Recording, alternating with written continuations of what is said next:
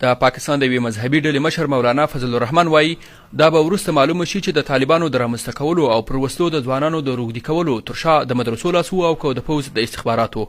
نوموړي دغه څرګندونې په یو علمي سیمینار کې کړې دي او د دې څرګندونو ویډیو په ټولنیزو شبکو کې مشهوره شوې ده.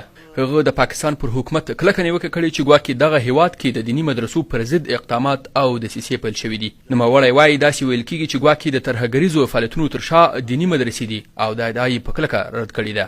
مذهبی ماحول में نوجوانों को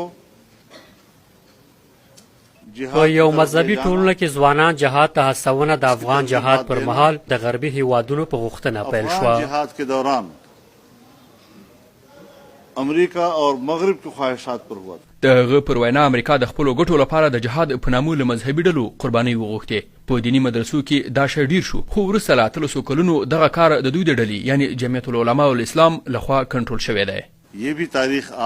دا به وروسته تاریخ په ډاګه کړي چې پاکستان کې طالبان رامنځته کولو او پر وسلو د ځوانان روږدي کولو کې د چا لاسو آیا د دې تر شا د مدرسو لاسو که د پوځ او استخباراتو دا به هر څه وروسته روښانه شي.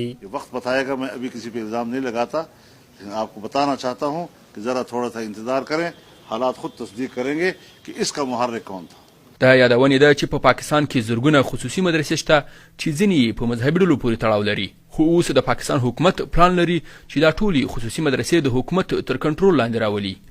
خو د مولانا فضل الرحمن په ګډون ګڼ شمېر مذهبي ګوندونه د پاکستان د حکومت د دې پریکړې مخالفت کوي.